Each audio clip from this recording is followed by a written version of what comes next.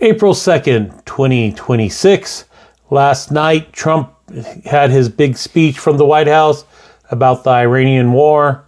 And if you watch the video I did on it yesterday, you'll see that it was option number 3, a big nothing burger, where he got up there and he rambled about how we're ahead of schedule, yet we have another 4 to 6 weeks left in the region, how we're going to continue bombing them into the Stone Age, how the Straits of Hormuz will magically open as soon as this war is over. That statement made me think, does he actually think like there's a gate or some kind of physical obstacle keeping the Strait of Hormuz closed, and when the war is over, it's just going to naturally open like a drawbridge being lowered down so people can pass?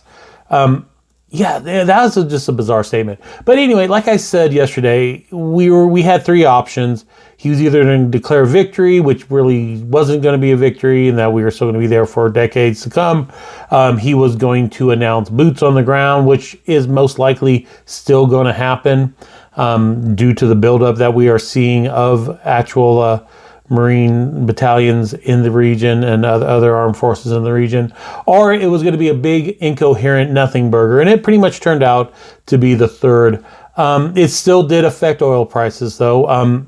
In fact, at work yesterday, I was thinking about that situation, and I texted my kids and my wife and told them to go top off their gas tanks after work. That way, if the oil prices did spike, they'd at least have 1 full tank of gas. But yeah, it's so bizarre, this war, and how he's executing it, and how his supporters are just blindly going along with him on this war.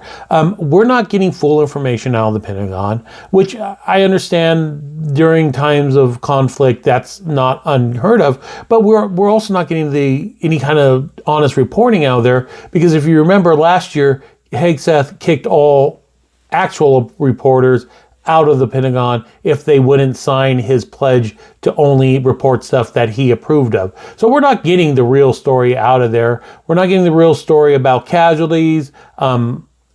People are even claiming that even the death toll is not being reported accurately. We are completely blind to what this administration is doing in Iran, and it's going to harm each and every one of us, whether you support him or whether you don't.